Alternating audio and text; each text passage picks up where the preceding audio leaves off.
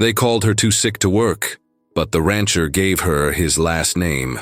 The morning sun cast long shadows across the dusty main street of Millbrook, Texas, as Clara May stumbled out of the boarding house with her meager belongings clutched in a worn carpet bag.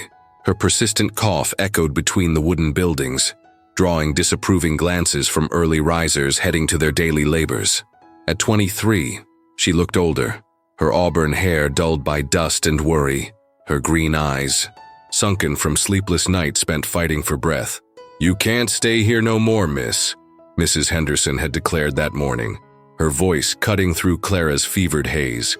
"That cough of yours is scaring off my other boarders, and I can't have sick folk bringing down my establishment's reputation." Clara had tried to explain that she'd been seeking work, that she could sew or cook or clean despite her condition, but the landlady's mind was made up. 3 days of unpaid rent and a reputation for being sickly had sealed her fate in a town where weakness was seen as a moral failing. The general store owner, Mr. Jameson, had been equally unsympathetic when she'd inquired about employment the week before. "I need someone reliable," he'd said, eyeing her warily as she suppressed another coughing fit. "Can't have customers thinking they'll catch something from my clerk."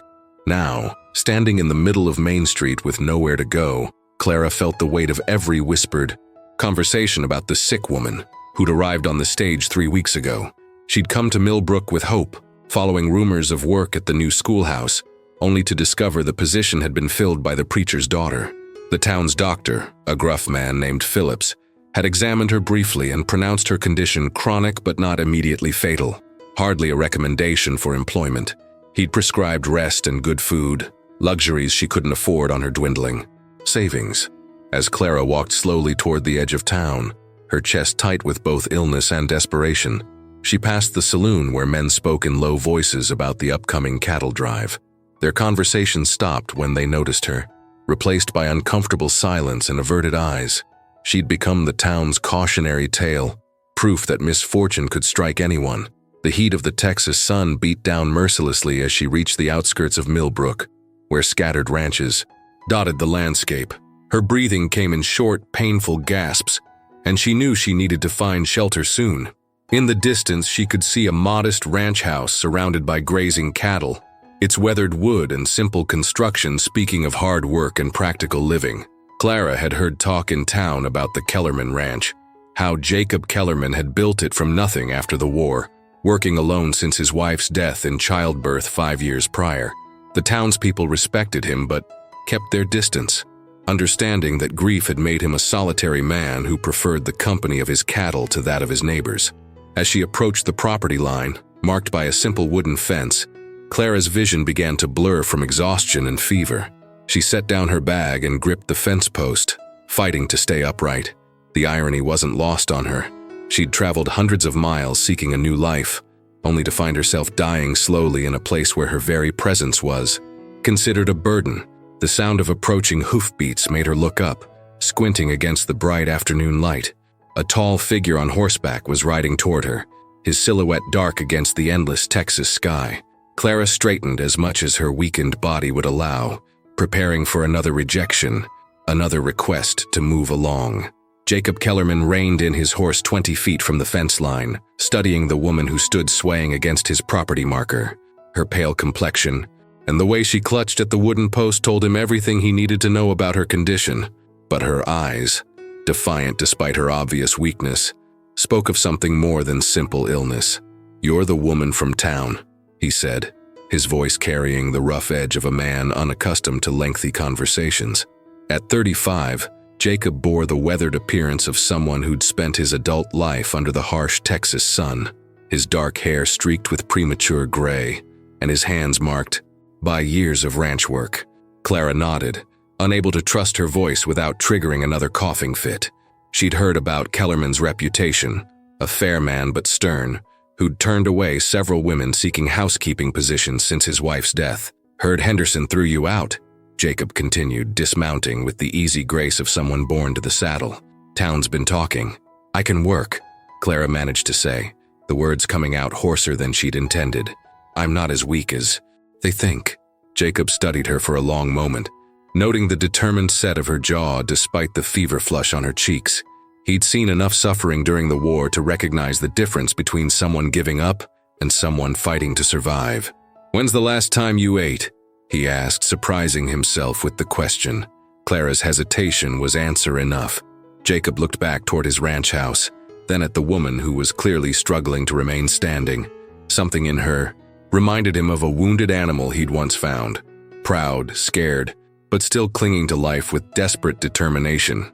"House could use some attention," he said finally. "Haven't had a proper meal or clean clothes since my housekeeper left last month. You think you can manage cooking and such?" Clara blinked, certain she'd misheard. "You're offering me work?" "Offering you a chance," Jacob corrected. "Room, board, and a small wage. But I won't coddle you if you can't pull your weight." The relief that flooded through Clara was so intense it nearly brought her to her knees. "I can cook," she said quickly, "and clean, mend clothes, tend a garden. I won't be a burden, Mr. Kellerman." Jacob picked up her carpet bag, noting its light weight. "We'll see, come on." As they walked toward the ranch house, Clara fought to keep pace despite her shortness of breath. The house was larger than it had appeared from a distance, a two-story structure with a wide front porch and several outbuildings scattered around the property. Cattle grazed peacefully in nearby pastures, and she could see horses in a corral near the barn. "There's a room off the kitchen," Jacob said as they reached the front steps. "It's small, but it has its own entrance. You'll take your meals with me, easier than cooking separate." The interior of the house revealed a man living alone but trying to maintain some semblance of order. Dust covered most surfaces, and dishes sat unwashed in the kitchen basin. Clara's trained eye immediately cataloged what needed attention, her mind already planning how to restore the home to proper condition. "The previous housekeeper left because of the isolation," Jacob said, watching her survey his domain. "Nearest neighbor is 5 miles away and town's a 2-hour ride. Some women find it difficult." Clara looked out the kitchen window at the vast expanse of Texas landscape, feeling something she hadn't experienced in months. "Peace. It's beautiful," she said softly. Jacob showed her to the small room adjacent to the kitchen, which contained a narrow bed, a washstand, and a wooden chest for her belongings. A window faced east, promising morning light, and the space felt clean despite the dust. "I'll expect breakfast at dawn," Jacob said from the doorway, "and supper when I come in from the range. Everything else you can manage as you see fit." After he left, Clara sat on the edge of the bed and allowed herself a moment of pure gratitude. For the first time in weeks, she had a roof over her head and the promise of regular meals. More importantly, she had work, something to prove that she was more than just the sick woman everyone pitied. That evening, she prepared a simple meal of beans, cornbread, and coffee from the supplies she found in Jacob's pantry. When he came in from checking his cattle, he ate without comment but cleaned his plate completely. It was the beginning of an arrangement that would change both their lives in ways neither could imagine. 3 weeks into her employment at the Kellerman Ranch, Clara had established a routine that worked around both her physical limitations and Jacob's expectations. She rose before dawn to prepare his breakfast, then spent the cooler morning hours cleaning and organizing the house while he worked with his cattle. During the heat of midday, when her cough was typically worse, she rested or worked on mending clothes in the shade of the front porch. The transformation of the ranch house was remarkable. Windows that hadn't been properly cleaned in months now sparkled in the sunlight. Floors that had been dulled by dust and neglect now gleamed with careful attention, and the kitchen had become the heart of a home rather than simply a place to prepare quick meals. Clara had even planted a small vegetable garden behind the house, coaxing life from the reluctant Texas soil. Jacob watched these changes with a mixture of surprise and something approaching contentment. He'd grown accustomed to living in controlled chaos, but Clara's presence had brought an order and warmth to his home that he hadn't realized he'd been missing. More surprisingly, he'd begun looking forward to their shared meals, the only times when conversation naturally occurred between them. "The Henderson woman was in town yesterday," Jacob mentioned over breakfast one morning, his tone carefully neutral. Clara's hand paused as she reached for the coffee pot. "Oh? Asking about you. Seems some folks are curious how you're managing out here." Clara had dreaded this moment. She'd hoped her absence from town might make people forget about the sick woman who'd been such a source of gossip. "What did you tell her?" "Told her you were working out fine," Jacob said simply. Which is the truth? The relief in Clara's eyes was unmistakable, though she tried to hide it by busying herself with clearing the breakfast dishes. Jacob studied her profile as she worked, noting how the regular meals and stable shelter had improved her appearance. Her cough was still present but less frequent, and there was color in her cheeks that hadn't been there when she'd first arrived. There's something else, Jacob continued. Doc Phillips asked me to bring you to town for a checkup. Says he wants to see how you're faring. Clara's movements stilled completely. The last thing she wanted was to return to Millbrook, where people would stare and whisper about whether she was truly fit to work or still a burden on society. I'm fine, she said quietly. Better than I've been in months. I can see that, Jacob replied. But it might be good to have it official like. Stop the talk. That afternoon, they rode into Millbrook together, Clara sitting stiffly beside Jacob on the wagon seat. She'd worn her best dress, one she'd carefully mended and pressed, and pinned her hair back in a style that made her look more robust than she felt. Dr. Phillips's examination was thorough but brief. He listened to her chest, checked her color, and asked detailed questions about her energy levels and appetite. When he finished, he regarded her with something approaching approval.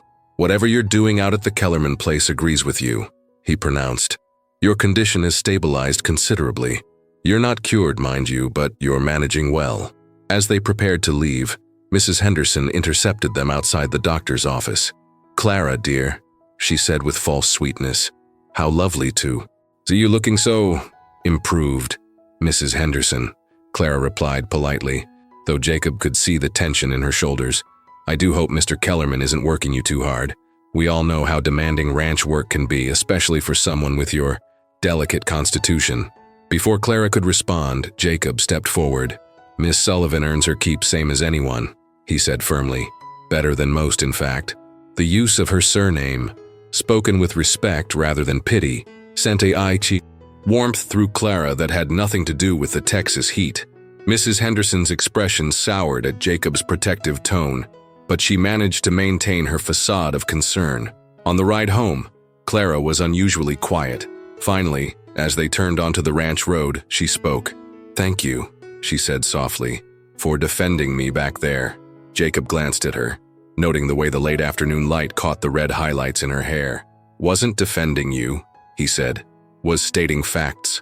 But Clara heard something more in his voice, a warmth that hadn't been there when she'd first arrived as a desperate stranger at his fence line.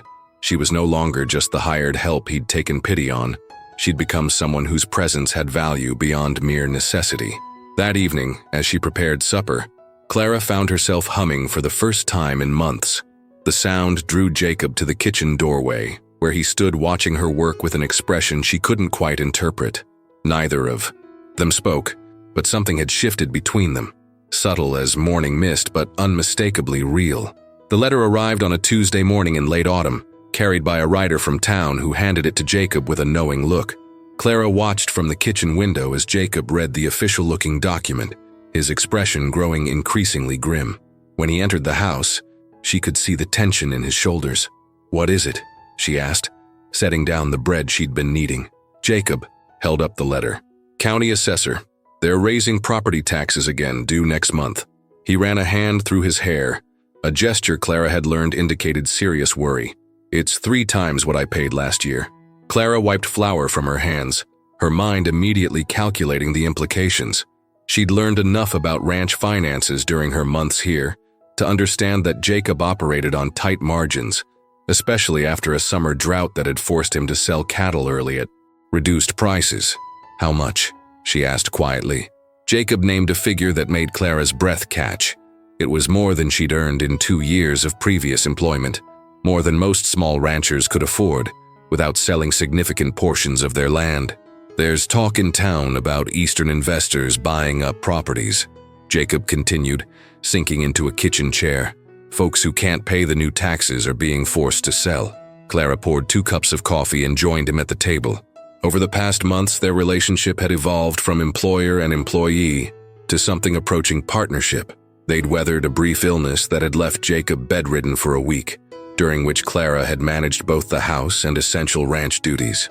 They'd worked together to bring in the harvest from her expanded garden and shared quiet evenings reading by lamplight when the day's work was done. "What are your options?" Clara asked. "Sell part of the herd, but cattle prices are still low. Take a loan from the bank, but Henderson sits on the board and he's been vocal about wanting this land for his son-in-law." Jacob's jaw tightened. "Or sell out entirely." The thought of losing the ranch, losing the first real home she'd known in years, sent a chill through Clara. But more than that, the idea of Jacob losing everything he'd built filled her with a fierce protectiveness she hadn't expected. "There might be another way," she said slowly. Jacob looked up from his coffee, noting the determined set of her jaw he'd come to recognize. "I have money," Clara continued, "saved from before I came here, plus what you've paid me. It's not enough for the full amount, but it might help." "Clara, I can't." "You can," she interrupted. "And you should. This place," she gestured around the kitchen that had become the center of their shared life. "This place saved me. Let me help save it." Jacob studied her face, seeing not the desperate, sickly woman who'd arrived at his fence months ago, but a strong, capable partner who'd made his house a home. Somewhere along the way, without either of them acknowledging it directly, their arrangement had become something deeper. "Even with your savings, it won't be enough," Jacob said finally. Clara took a deep breath, knowing she was about to cross a line that would change everything between them. "There is one way it might work." She met his eyes directly, her cheeks flushed but her voice steady. "Married women's property becomes their husband's. If you were to, she faltered, unable to complete the practical proposal that felt anything but practical. Jacob was quiet for so long that Clara began to fear she'd overstepped irreparably. When he finally spoke, his voice was soft. "Is that what you want, Clara? A marriage of convenience to save a ranch?" The question hung between them, loaded with months of unspoken feelings and growing affection. Clara had fallen in love with more than just the sanctuary of the ranch. She'd fallen in love with the quiet, honorable man who'd given her a chance when everyone else had written her off. "No," she said honestly, "that's not what I want." Jacob reached across the table and took her hand, his calloused fingers gentle against her palm.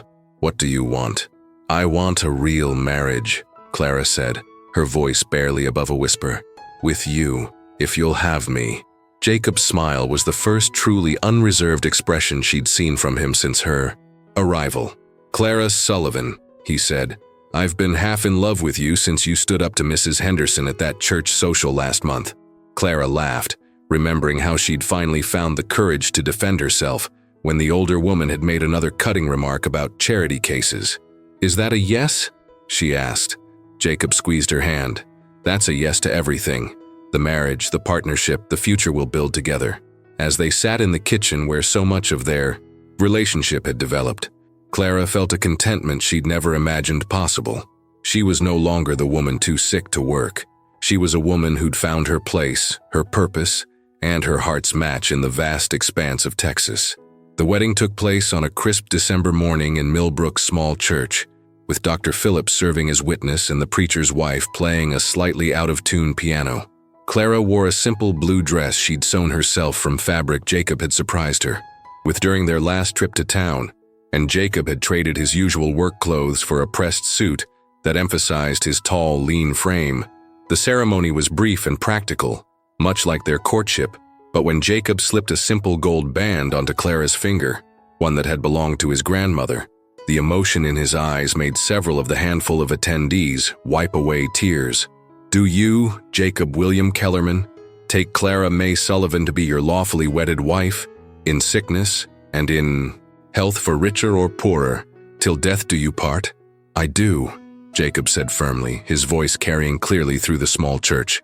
"And do you, Clara May Sullivan, take Jacob William Kellerman to be your lawfully wedded husband, in sickness and in health, for richer or poorer till death do you part?"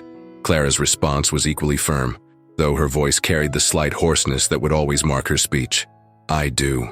When the preacher pronounced them husband and wife, Jacob's kiss was gentle but unmistakably real, not the perfunctory gesture of a business arrangement, but the promise of a man to the woman he'd chosen to share his life.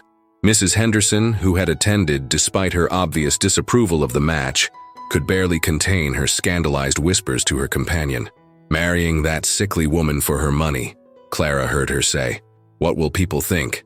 Dr. Phillips, overhearing the comment, turned to address the gossip directly. They'll think Jacob Kellerman is smart enough to recognize quality when he sees it, he said pointedly. That woman has more strength in her little finger than most folks have in their whole body. After the ceremony, the newlyweds returned to their ranch, now truly theirs together. Clara had insisted on preparing a wedding supper herself, despite Jacob's protests that she should rest on their wedding day. This is how I want to celebrate, she said, moving efficiently around their kitchen. Cooking for my husband in our home. Jacob watched her work, marveling at how naturally the words "my husband" and "our home" had come to her. The legal formality of their marriage had somehow made their partnership feel both more solid and more miraculous. That evening, as they sat on their front porch watching the sun set over land that now legally belonged to both of them, Clara broached the subject they'd been carefully avoiding. The taxes are paid, she said quietly. Henderson's bank approved the loan using our combined assets as collateral. Jacob nodded, still somewhat amazed that the crisis that had seemed insurmountable a month ago had been resolved through their union. And the ranch is secure for at least the next 5 years, assuming cattle prices recover. They will, Clara said with confidence. You're too good a rancher for them not to. Jacob took her hand, the new gold band catching the last rays of sunlight. Clara, I want you to know. I know, she interrupted gently. This started as a practical arrangement, but it's not that anymore. It hasn't been for a while. Jacob smiled, relieved that she understood what he'd been struggling to express. When did you know that it was real? Clara considered the question seriously. The day you came back from town with medicine when my cough was bad, even though I told you I was fine. You cared about my well-being, not just my ability to work. She paused. When did you know?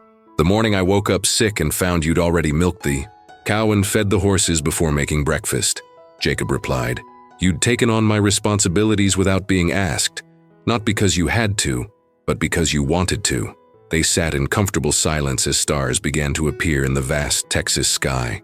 Clara reflected on the journey that had brought her from desperate stranger to beloved wife, while Jacob contemplated how the woman he'd hired out of pity had become the anchor of his existence. Do you think people will always say you married me for my money? Clara asked eventually. Jacob chuckled. Let them talk.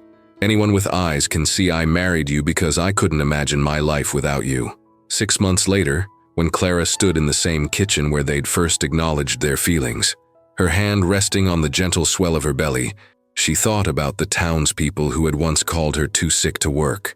Dr. Phillips had proclaimed her pregnancy perfectly normal and healthy, defying the predictions of those who'd assumed her condition would prevent her from bearing children. They said I was too sick to work, she told Jacob as he came in from checking the cattle. But you gave me your name, your home, and your heart. Jacob wrapped his arms around his wife, marveling at the life they'd built together from the practical foundation of mutual need and respect. No, Clara, he said softly. You gave me those things. I just recognized them when I saw them. Outside their kitchen window, the Texas landscape stretched endlessly under a brilliant blue sky, holding the promise of seasons to come and children yet to be born. They had weathered gossip, financial crisis, and their own fears to build something neither had dared hope for when they'd first met at a fence line, a love that had grown from necessity into something as vast and enduring as the land they called home.